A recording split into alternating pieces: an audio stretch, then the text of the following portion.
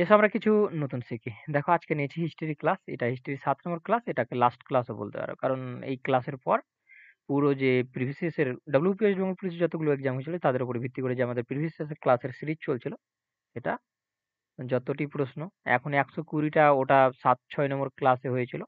৭ নম্বর ক্লাসে যেতে পারে ৬০-৬৫ অফে যেতে পারে। যতটা থাকবে এবারে এই ক্লাস আমি কমপ্লিট করব এবং পিডিএফ আমি টেলিগ্রামে প্রোভাইড করে দেব। দেখো প্রিভিয়াস ইয়ার করে লাভ কি, তো আমি বলেছি তোমাদের প্রত্যেকটা ক্লাস, আর দ্বিতীয়বার বলতে যাচ্ছি না, প্যাটার্ন বুঝে যাওয়া। তোমরাই জানো কি কিভাবে প্রিভিয়াস ইয়ার প্রশ্নগুলো রিপিট হয়, ঠিক? তো জিওগ্রাফির আমি যে পিডিএফটা টেলিগ্রামে প্রোভাইড করে দিয়েছি সেটা A4 সাইজের প্রোভাইড প্রথম করেছিলাম না, বাট এবার যে আমাদের হিস্ট্রির যে পিডিএফটা প্রোভাইড হবে সেটা কিন্তু A4 সাইজের হবে, ঠিক?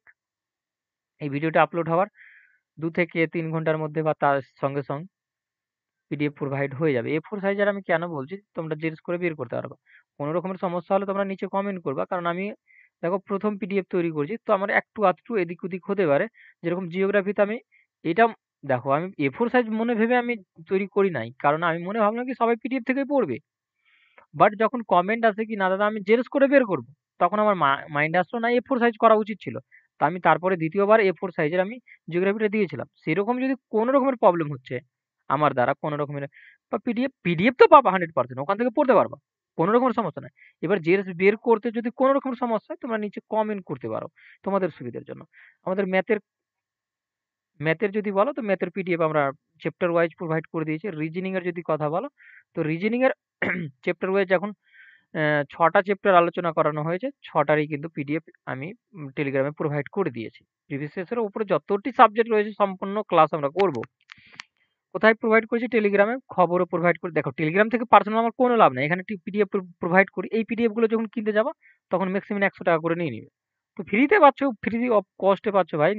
যে জয়েন্ট হও, তোমার যদি ইচ্ছা নাও যায় কি জয়েন্ট হবো না, পিডিএফ নিয়ে বেরিয়ে বাড়ি চলে যাও, ঠিক আছে? কোনো রকমের আমার কোনো রকমের প্রবলেম হবে না।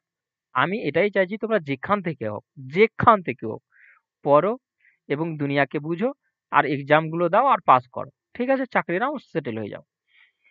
তো টেলিগ্রামে যে জয়েন্ট হয়ে যাবে, দেখো ফেসবুক, এটা আমার পার্সোনাল ফেসবুক আইডি রয়েছে। এখানে যে জয়েন্ট হয়েছে তোমার যদি কোনো থাকে, ইচ্ছা থাকে কি না এটা এটা এভাবে হওয়া উচিত, এটা ওভাবে, মানে তোমার যদি কোনো বক্তব্য থাকে তো বলতে পারো। ডাইরেক্টলি আমার কাছে আসবে, ইনস্টাগ্রাম আর এই দুটো থেকে। তোমার ওটা পার্সোনাল প্রবলেম থাকলে যেতে পারো ওগুলোতে, বাট টেলিগ্রামে মাস্টলি জয়েন্ট হবা, তোমাদের জন্যই রয়েছে ওটা। তো চলো আজকের ক্লাস স্টার্ট করি। হ্যাঁ, আরেকটা কথা বলি, আগের ক্লাসগুলো যদি না দেখে থাকো তো অবশ্যই দেখো।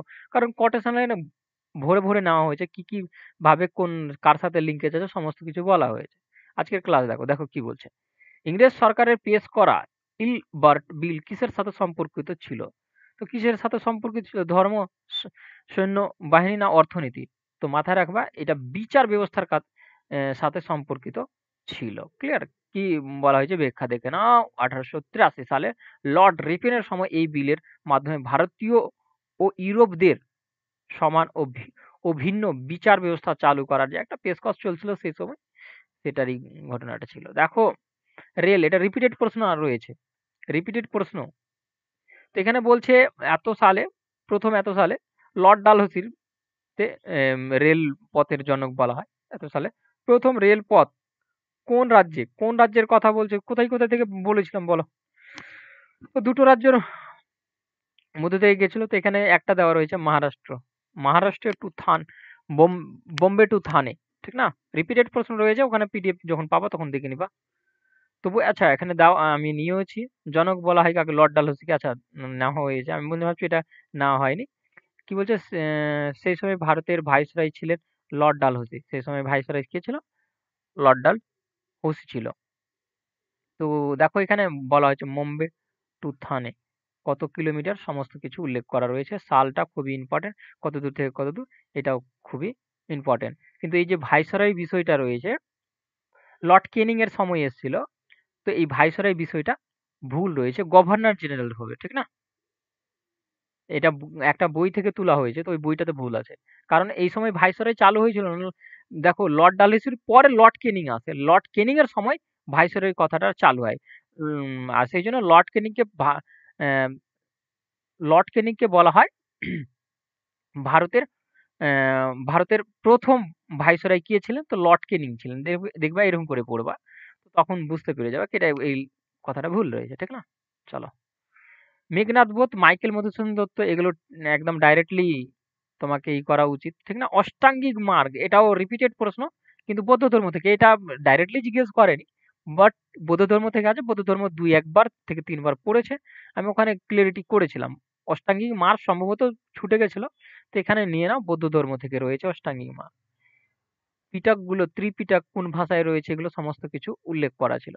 তো এগুলো পড়ে নিবা। এগুলো ক্লিয়ারিটি করানো রয়েছে। হ্যাঁ, অষ্টাঙ্গিক মার্গ সম্বন্ধে এখানে পড়বা তো বুঝতে পেরে যাবা কিছু সম্ভবত। বিশেষ কিছু নাই ওখানে। দেখো কি বলছে ২৫ মহাত্মা গান্ধী চম্পারণ নামক যে স্থান থেকে আইন অমান্য আন্দোলন শুরু করেন আইন অমান্য আন্দোলন শুরু করেন সেটি নিম্নলিখিত কোন রাজ্যটিতে অবস্থিত ছিল? আইন অমান্য আন্দোলন রিপিটেড রয়েছে কারণ ২ থেকে ৩ বার আইন অমান্য আন্দোলন কত সালে হয়েছিল, স্বদেশী আন্দোলন কত, খিলাফি আন্দোলন আর একটা কি ছিল হোম রুল আন্দোলন। এগুলো একটা সিকোয়েন্স কালক্রম দিয়েছিল। ২ টো প্রশ্ন ওরকম ছিল। তো এখানে ওখানে ক্লিয়ার করা রয়েছে। তো যত এই আন্দোলনটা যে চম্পারণের কথা বলছে, চম্পারণটা বিহার থেকে স্টার্ট হয়েছিল। ক্লিয়ার? চলো। এখানে আমাদের সাল উল্লেখ করা রয়েছে। এত থেকে এত সময় ইংরেজ জমিদারের জমিদার এটা মেন কথা দেখো চম্পারণের যে একটা মিল ছিল তো ওদের মানে ঠিকঠাক মানে এই টাকা পাওয়ার জন্য এই আন্দোলনটা হচ্ছিল মুদ্রা কথা ঠিক না চম্পারণ চলো কি বলছে পি এন ঠাকুর কার ছদ্মনাম রাসবিহারী বসুর এগুলো ডাইরেক্টলি পড়বা এখানে কিছু না এগুলো মুখস্থ বিদ্যার উপরে ডিপেন্ডেন্ট করে ঠিক না তোমরাও জানো দেখো আমি কি এখানে কি বলবো কি ওর ছদ্মনাম তো একটা নামই হবে তো কোনো কিছুকে ডাইরেক্টলি মনে রাখার মানে হচ্ছে কি জ্ঞানমূলক প্রশ্ন আর ডাইরেক্টলি মুখস্থ বিদ্যা এখানে কোনো টেকনিক্যাল তো থট করতে পারো ছোট ছোট ছোট ছোট বলতে এরকম কোনো মানে দিয়ে নাম দিয়ে যদি জয়েন করতে পারো তো ভালো বাট এই মতো এই মুখস্থ বিদ্যার মধ্যেই পড়ে দেখো মেগাস্থানি এটা রিপিটেড প্রশ্ন মৌর্য যুগের কথা বলছে ঠিক না সিলিকুয়াস এটাই তো এর আগেও আমি দেখলাম পাল বংশ রিপিটেড প্রশ্ন কি বলছে পাল বংশের প্রতিষ্ঠাতা কে পাল বংশের প্রতিষ্ঠাতা কে গোপাল কোথায় রয়েছে গোপাল এখানে রয়েছে তো ধর্মপালটা খুব ইম্পর্টেন্ট কিন্তু পাল বংশের এই যে বিশ্ববিদ্যালয়গুলো ওই আগের ক্লাসগুলো করে থাকলে ওখানে রিপিট বলা রয়েছে গোপাল ঠিক না দেবপাল শ্রেষ্ঠ রাজা আর ধর্মপালকে নিয়ে নিবা কারণ ও তিনটা ও বিক্রমশিলা বিহারের আর অদন্তপুরী আর একটা কি ছিল নামটা মনে আসছে না অদন্তপুরী আর একটা সোমনাথপুরী বিশ্ববিদ্যালয় স্থাপন করেছিল সেই জন্য খুবই ইম্পর্টেন্ট ধর্মপাল পাল বংশতেই আসছে ঠিক আছে প্রাচীন আর একটা ছিল সন্ধ্যাকর নন্দী রামচরিত্রটা করেছিল পাল বংশে ঠিক আছে সেই সময়কার ছিল প্রাচীন সাংস্কৃতিক গ্রন্থে যৌবন প্রিয় বলতে নিম্নোক্ত কোনটিকে বোঝানো হতো যৌবন প্রিয় এটা টেকনিক্যাল ওয়ার্ড আমারও কাছে নতুন ছিল এটা আমি যখন দেখলাম এটা গোল মরিচকে বোঝানো হচ্ছে আমারও কাছে একটা নতুন বিষয় ছিল এটা তো এটা বি রাইট অ্যান্সার ঠিক চলো ১৩০ নম্বর কি বলছে ভারতের আত্মা দ্য সোল অফ ইন্ডিয়া গ্রন্থটির রচিতা কে একটা গ্রন্থ ছিল এই রচনা কে করে তো এখানে বিপিনচন্দ্র রায় যদি সংবিধান পড়বা তো সংবিধানে সল অফ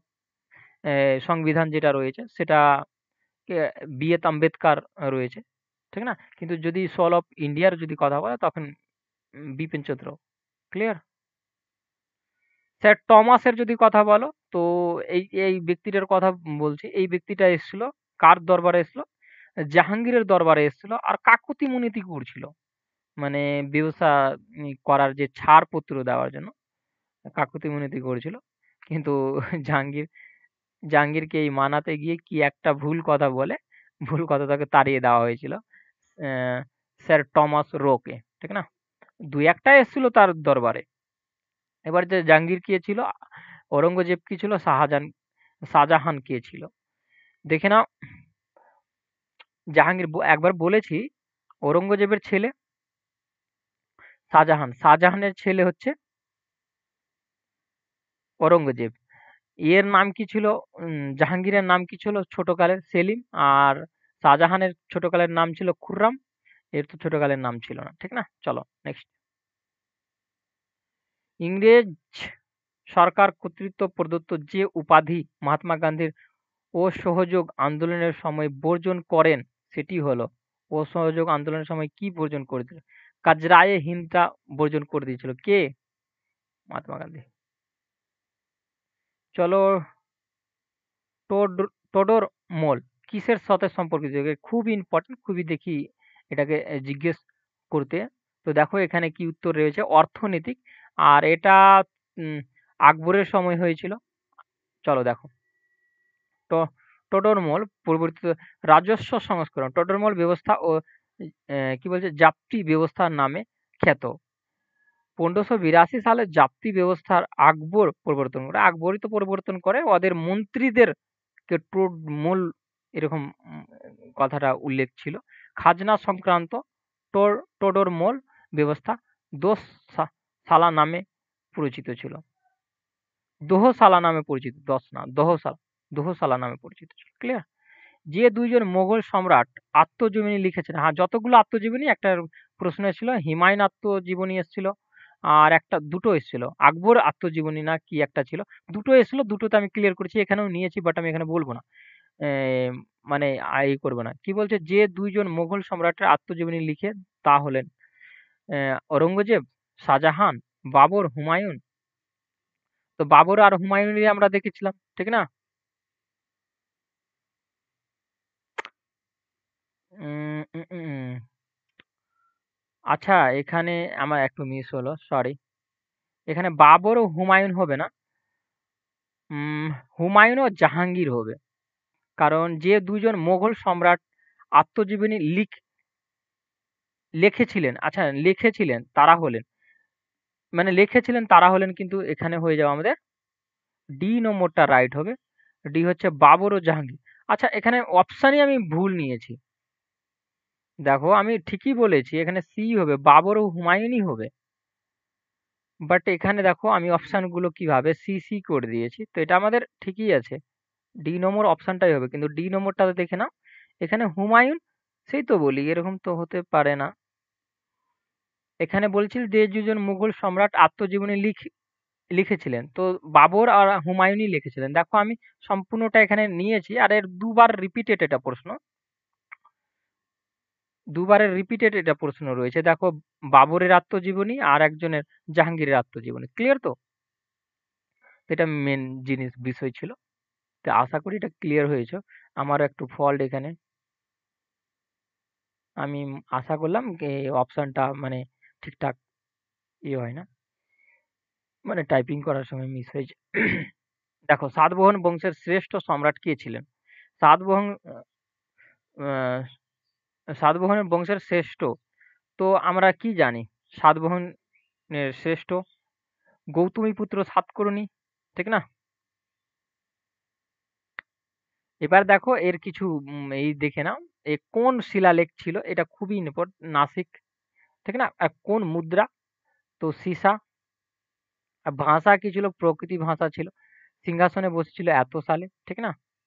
তো এইগুলো ছিল ওর মেন কন্ডিশন, আমি ক্লিয়ার করলাম। শ্রীরঙ্গপতনের সন্ধি টিপু সুলতান ও কার মধ্যে স্বাক্ষরিত হয়েছিল? কর্নওয়ালিসের মধ্যে স্বাক্ষরিত হয়েছিল। টিপু সুলতান কটা কটা যুদ্ধ করেছিল? 4টি যুদ্ধ হয়েছিল, ঠিক না? 4টি যুদ্ধের দেখো সাল দেওয়া রয়েছে, কাদের সাথে।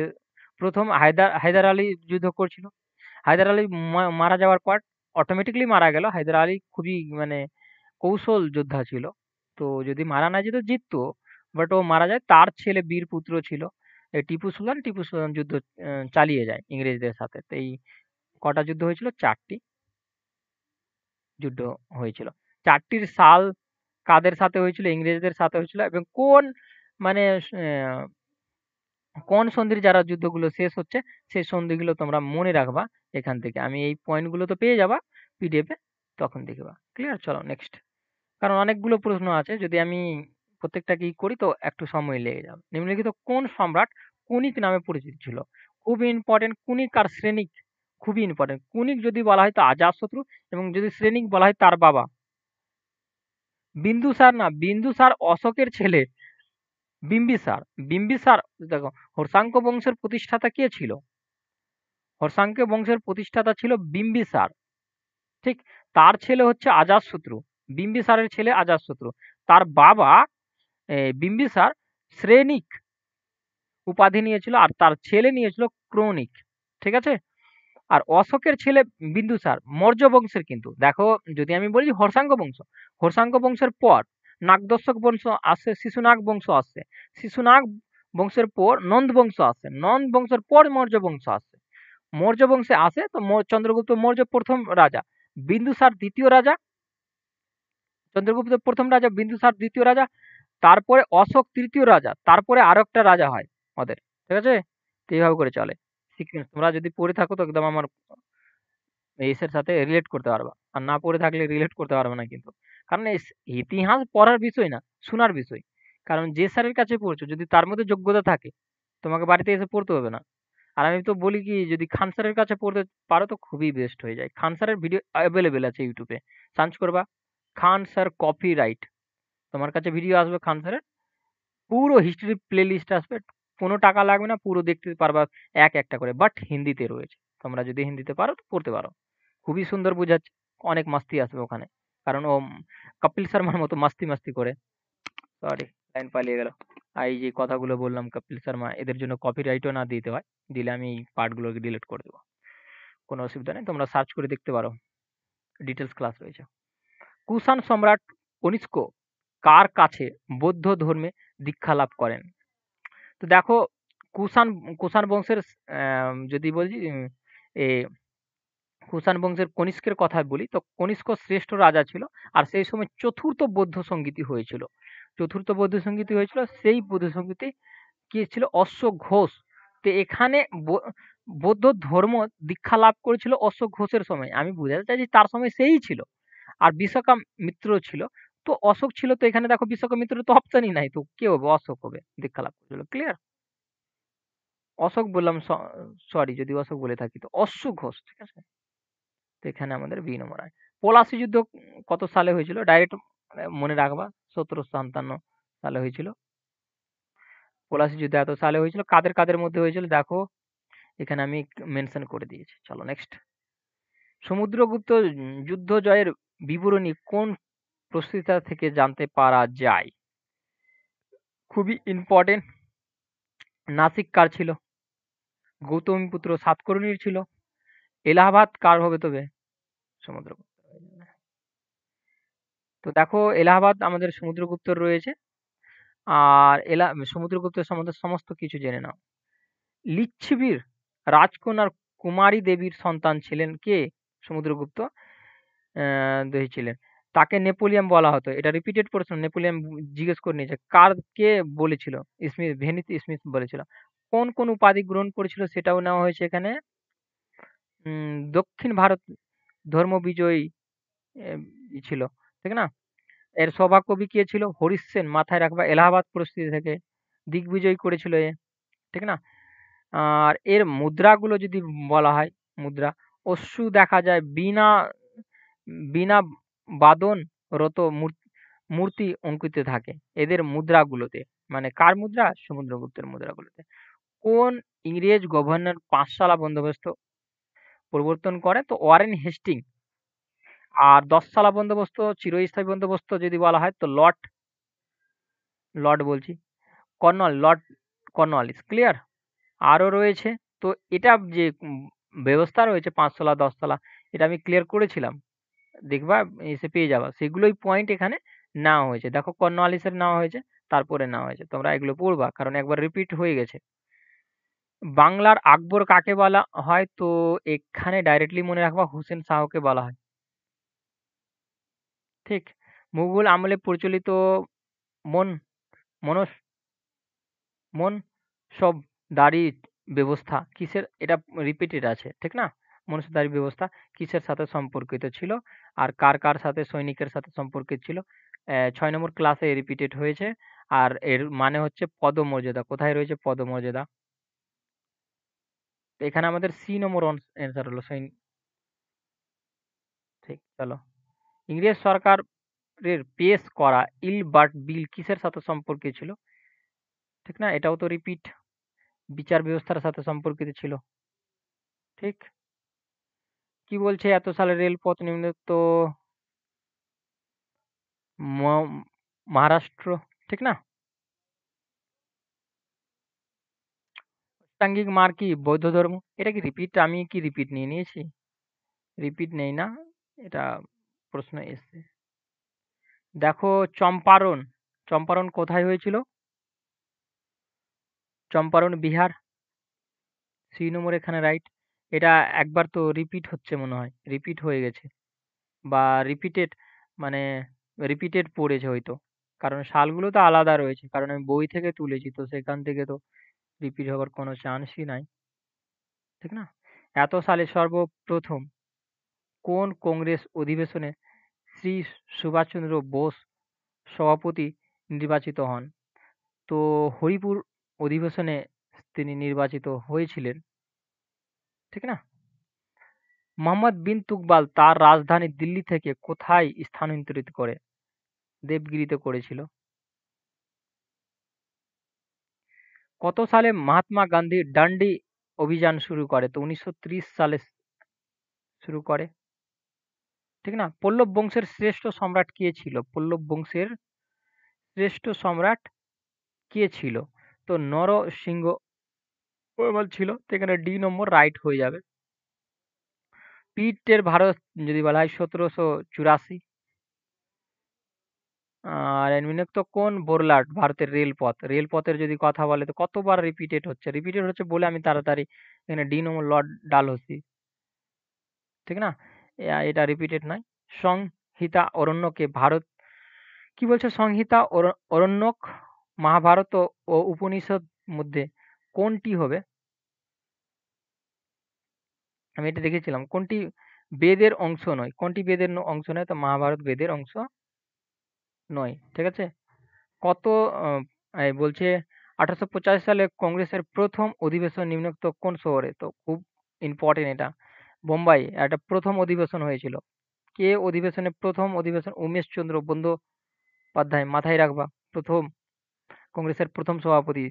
তো বাংলার আকবর রিপিটেড হোসেন শাহ,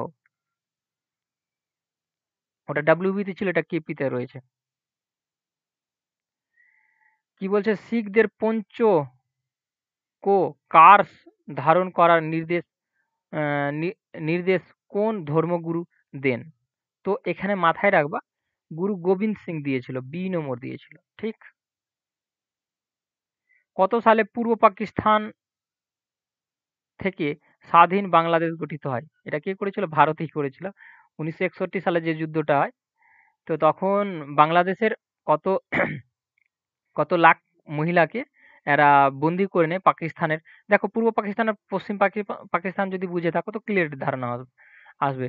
যেরকম আমরা পশ্চিমবঙ্গে থাকি, পশ্চিমবঙ্গের পাশে একটা বাংলাদেশ রয়েছে, সেই বাংলাদেশের কথা বলছে। আর একটা ভারতের পাশে, যেটাকে এলওসি বলে, ওর পাশে রেড ক্লিফ লাইনও বলে, পাশে রয়েছে, সেটাকে পাকিস্তান বলে, ওই সাইডটা পাঞ্জাবের সাইডটাতে যেটা রয়েছে। তো সেই পাকিস্তান কি করেছিল, তারা দুইজন একই ছিল, বাংলাদেশ আর ওরা এক জায়গায় ছিল দুইজন। কিন্তু পাকিস্তান কি করে, তার উপরে হামলা করে, এবং হামলা করার ফলে মানে এরা কি হয়, বাংলাদেশের এক নেতা ছিল, নেতা মানে জিতে যায় ভোটে। তো ওরা মানতেই পারে না কি বাংলাদেশরা কিভাবে ওদের প্রধানমন্ত্রী হয়ে যাবে। তো তখন ওটাকে মারার জন্য, ওটাকে দাবানোর জন্য ওরা ফোর্স পাঠায় এবং বাংলাদেশকে ঘিরে নেয়। বাংলাদেশকে ঘিরার ফলে কমসে কম ১ থেকে ১ লাখ, যতদূর ১,৩০,০০০ এরকম কিছু সম্ভবত মহিলাকে রেপ করেছিল তারা পাকিস্তান। তারা দেখো একই জাত রয়েছে, মুসলমানই রয়েছে। এবার ভারতকে কল করা হয়। ভারত তখন যেয়ে ওই পাকিস্তানের ৯৩,০০০ ফোর্সকে সারেন্ডার করেছিল। তখন মানিক শাহ ছিল সম্ভবত। মানিক শাহ সারেন্ডার করেছিল। আর তখন থেকে স্বাধীন করেছিল দেশটাকে, বাংলাদেশকে। এখন দেখবা বাংলাদেশের কথা যদি শুনবা, তো তোমাদের মনে আসবে কি কিছুই করেনি ভারত তাদের জন্য। তো এটা ১৯৬১ সালের যুদ্ধ ছিল। পেশোয়া শব্দটির অ্যা পেশোয়া শব্দের অর্থ কি? তো প্রধানমন্ত্রী। পেশোয়া কি বলছে? চিত্তরের কোন রাজপুত্র রাজ্যের রাজধানী ছিল? কি বলছে? চিতোর কোন রাজপুত রাজ্যের রাজধানী ছিল? তো কোন রাজপুতের ছিল? মেবারের রাজা ছিল। নেতাজি সুভাষচন্দ্র বোস নিম্নোক্ত কোন স্থানে জন্মগ্রহণ করেন? কটকে জন্মগ্রহণ করেন। পশ্চিমবঙ্গ থেকে যদি না জানো এটা, তো এটা খুবই দুর্ভাগ্য বিষয় আছে। কারণ দেখো, কয়েকটা মহান ব্যক্তি, সুভাষচন্দ্র বসু রয়েছে, তারপরে এপিজে আব্দুল কালাম রয়েছে। এদের তো জানাই উচিত। কারণ এদের কথা শুনলেই তো একটু আমাদের মানে মোটিভেশন মতো পায়। মারাঠা ও কেশরী নামক পত্রিকা সম্পাদক কে ছিলেন? তো মাথায় রাখবা, বাল গঙ্গাধর তিলক ছিল। পত্রিকাগুলো জেনে নিবা অনেকগুলো। কেদারনাথ তীর্থস্থান কোথায় রয়েছে? উত্তরাখণ্ড, উত্তরপ্রদেশ না উত্তরাখণ্ড? উত্তরাখণ্ড। কি বলছে? কলকাতা এশিয়াটিক সোসাইটি, এটাও রিপিটেড প্রশ্ন, আগে পড়ে গেছে, ঠিক না? স্যার ডি নম্বর এখানে রাইট, স্যার উইলিয়াম। মহা মহাবলীর মহাবলিপুরমের সপ্তরথ মন্দির কোন রাজবংশের সৃষ্টি? কোন রাজবংশের সৃষ্টি সপ্তম রথ? তো এটা হচ্ছে আমাদের পল্লব বংশের সৃষ্টি রয়েছে। এখানে বি নম্বর রাইট হয়ে যাবে। আর দুটো রয়েছে, আমি তাড়াতাড়ি করে বুঝিয়ে দিলাম তোমাদের। এখানে বলছে কে কানপুর সিপাই বিদ্রোহের নেতৃত্ব দিয়েছিল? তো অনেক জায়গায় এই বিদ্রোহটা, যাকে মহাবিদ্রোহ আমরা বলতাম, অনেক জায়গায় ছড়িয়ে গেছিল। ছড়িয়ে যাওয়ার পর বিভিন্ন জায়গায় মানে নেতাগুলো করছিল, মানে সমর্থন করছিল এবং নেতা হয়ে তাদেরকে যুদ্ধ আগে বাড়াচ্ছিল। তো যেটা কানপুরে ছিল সেটা নানা সাহেব দিচ্ছিল, ঠিক না? এটা লাস্ট প্রশ্ন রয়েছে। কি বলছে? নিম্নোক্ত কোন ব্যক্তি ইন্ডিয়ান ন্যাশনাল কনফারেন্স প্রতিষ্ঠা করেছিল? সুরেন্দ্রনাথ ব্যানার্জি করেছিল। ক্লিয়ার? তো এখানে আজকে আমাদের পুরো হিস্ট্রি কমপ্লিট হলো। তো এখানেই থাকুক। দেখো, যেগুলোর এই যে লাস্ট কিছুটা প্রশ্ন করালাম, তো এখানে কোটেশন লাইনগুলো আমি নেই না। কেন নেই না? কারণ কিছুটা প্রশ্ন রিপিট হচ্ছিল, কিছুটা প্রশ্ন এই মতোই আগে আমি করিয়ে দিয়েছি। সেই জন্য এখানে মানে এই কোটেশন লাইনগুলো খুবই কম নেওয়া হয়েছে। ঠিক? Thank you watching for my video. দেখা হবে পরবর্তী ভিডিওতে। তো চলো, এরপরে সায়েন্স বা আসবে ভিডিও তোমার স্ট্যাটিক জিকে। তো আমার মাইন্ডে রেখেছি স্ট্যাটিক জিকে নেওয়ার। তো দেখি কি নিই। Thank you.